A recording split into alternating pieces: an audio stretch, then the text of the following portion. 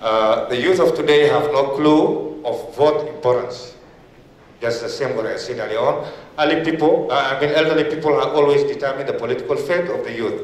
Hence, youth are politically voiceless on the current indirect electoral votes.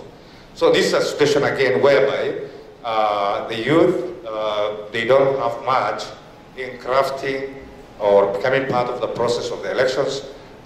Maybe some levels you consider, or you might see them, that when it comes to the indirect elections, they are selected or put into the list of people voting for the MPs. But at the end of the day, when it comes to the real decision making, youths have very minimal decision making processes in terms of the political arena.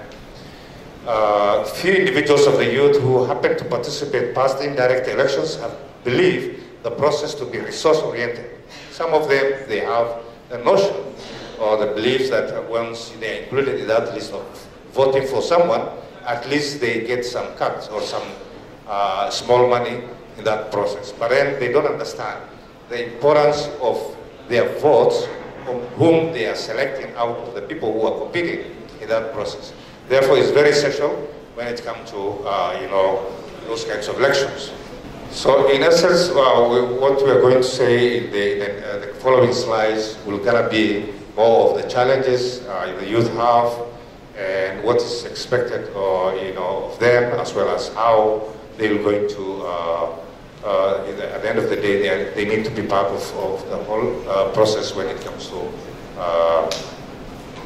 So in terms of the youth, the UN Security Council had some resolutions based on globally, which they say that at least they need to develop some policies and some resolution. So in 2015, the United Nations Security Council adopted a resolution 2250. What does that resolution say? It discusses about recognition, the critical positive role of youth in peace and security. So in this resolution, you realize that the youth are considered to be very essential when it comes to peace and security in any given setting within a community or a country, and therefore that makes the UN to have that acknowledgement of crafting a policy as well. In 2020 as well, the United Nations Security Council unanimously adopted Resolution 2535 that urges relevant stakeholders to consider ways to increase the inclusivity representation of the youth for the prevention and resolutions of conflict. So